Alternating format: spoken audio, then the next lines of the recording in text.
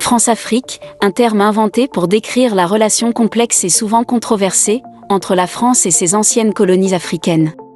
Issu de l'ère coloniale, il englobe des liens politiques, économiques et militaires qui perdurent aujourd'hui. Les critiques soutiennent qu'il perpétue le néocolonialisme, permettant l'influence française sur les politiques et les ressources des nations africaines. Cet arrangement a fait l'objet de critiques en raison d'allégations d'exploitation, de soutien à des régimes autocratiques et d'inhibition d'un véritable développement postcolonial. Les partisans soutiennent qu'il favorise la stabilité et la collaboration économique. Cependant, aujourd'hui en l'an 2023, la vérité derrière ce pacte méchant et rusé, que la France a forcé ses colonies à signer, est mise en lumière. Vous êtes sur le point d'écouter certaines des manières les plus choquantes et les plus perverses que la France a mises en place afin de poursuivre son programme de colonisation en Afrique. Écoutez le Dr Arikana Chiombo-Rikao, l'ancienne ambassadrice de l'Union africaine aux États-Unis, révéler les horribles secrets derrière la France-Afrique.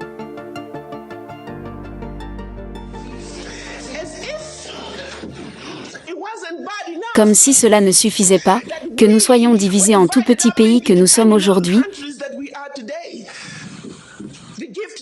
les cadeaux que la conférence de Berlin nous a donnés, une autre chose que la France a faite entre 1958 et 1961, sous le prétexte de nous donner notre indépendance en tant que pays africains, la France a forcé les francophones, et je déteste cette terminologie, il n'y a pas de francophones, d'anglophones, ils l'ont inventé, mais pour les besoins de la communication, je vais utiliser cela.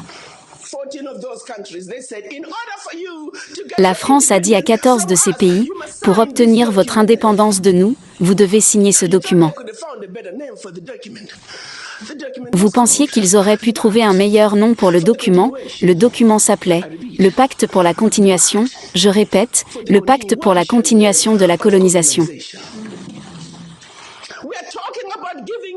On parle ici de vous donner l'indépendance, mais on leur a dit de signer ce pacte pour la poursuite de la colonisation, sous un autre format.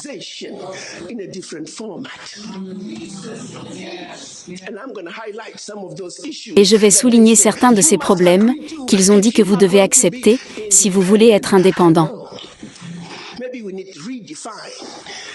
Peut-être faut-il redéfinir le sens de l'indépendance pour les Français.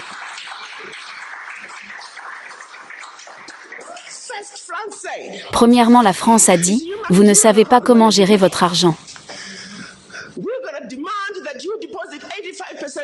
Nous allons exiger que vous déposiez 85% de vos réserves bancaires, sous la Banque centrale française, sous le contrôle du ministère français des Finances.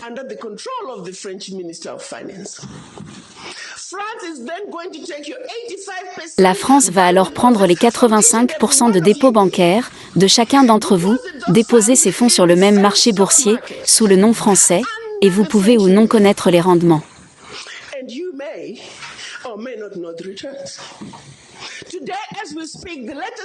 Aujourd'hui, au moment où nous parlons, les derniers chiffres le disent, pour chaque 14 milliards de dollars que la France investit en bourse depuis l'Afrique, elle réalise plus de 300 milliards de dollars en retour.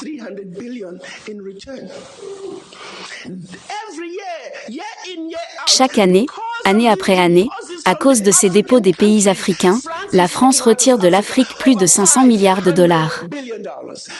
Maintenant, essayez de comprendre cela. Pour chaque tranche de 14 milliards de dollars, les retours sur investissement dépassent les 300 milliards de dollars et ils prennent plus de 500 milliards de dollars. Donc, en réalité, la France retire de l'Afrique des milliers de milliards de dollars, année après année, à nous les pauvres, les Africains.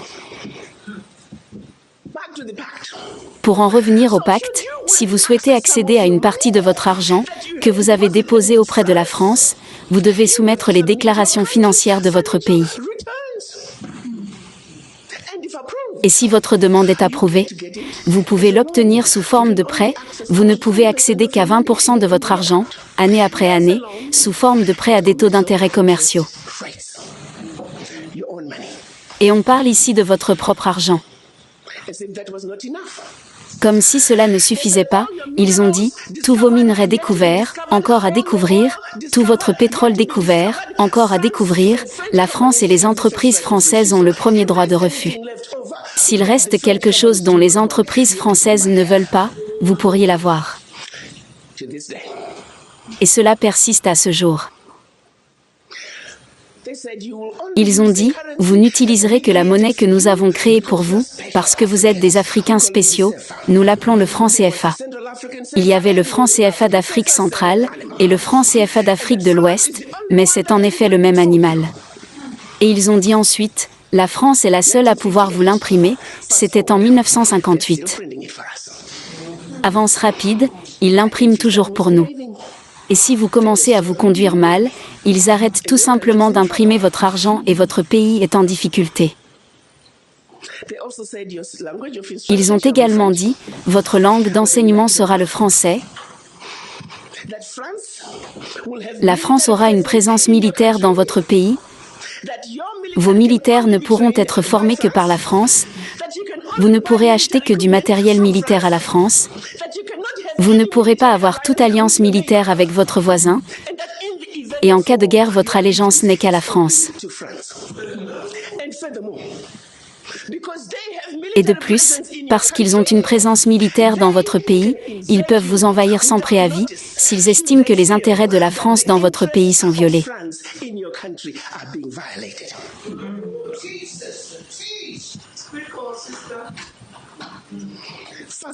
Avance rapide 2019, rien n'a changé.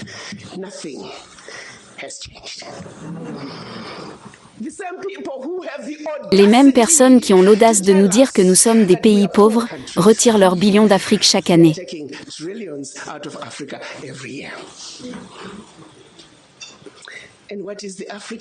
Et que fait l'Africain?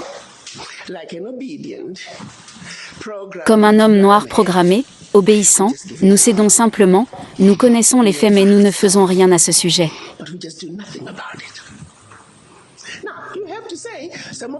Maintenant, vous devez dire que certaines des craintes sont réelles, parce que si la France qui vous a vendu du matériel inférieur au leur, la France qui a formé les militaires pour qu'ils soient inférieurs à eux, ils sont maintenant dans votre pays, ils peuvent vous envahir, ils ont la permission de le faire. Ils peuvent vous déstabiliser. Les effets durables de la France-Afrique sur les nations africaines sont multiformes. Sur le plan économique, la dépendance vis-à-vis du successeur du franc français, le franc CFA, a limité l'autonomie monétaire, affectant les politiques budgétaires. Sur le plan politique, les liens étroits entre les dirigeants français et les élites africaines ont parfois soutenu des régimes autoritaires, entravant les progrès démocratiques. L'extraction des ressources continue de favoriser les intérêts français, entravant la diversification économique locale. Les interventions militaires ont façonné la dynamique des conflits. Alors que certains soutiennent que la France-Afrique apporte la stabilité, d'autres la considèrent comme une manipulation néocoloniale, entravant une véritable autodétermination. Dans l'ensemble, ces effets durables soulignent la complexité des relations postcoloniales, suscitant des débats sur la souveraineté, le développement et les déséquilibres de pouvoir. Pour rompre les liens avec la France-Afrique, les nations africaines devraient donner la priorité à l'autonomie économique et politique. L'établissement de leur propre monnaie, indépendante du franc CFA, peut renforcer le contrôle monétaire. La diversification des économies, loin de la dépendance aux ressources et la promotion d'accords commerciaux régionaux, favoriserait l'autosuffisance. Le renforcement des institutions démocratiques, la promotion des droits de l'homme et l'adoption d'une gouvernance transparente peuvent réduire la dépendance à l'égard de l'aide extérieure. Cultiver des partenariats avec une variété d'acteurs mondiaux peut équilibrer l'influence. Le développement de capacités militaires robustes, pour la défense et la résolution des conflits, réduirait la dépendance à l'intervention militaire française. Un désengagement progressif, tout en favorisant l'autonomisation locale, peut aider les nations africaines à revendiquer leur souveraineté et à forger des relations équitables.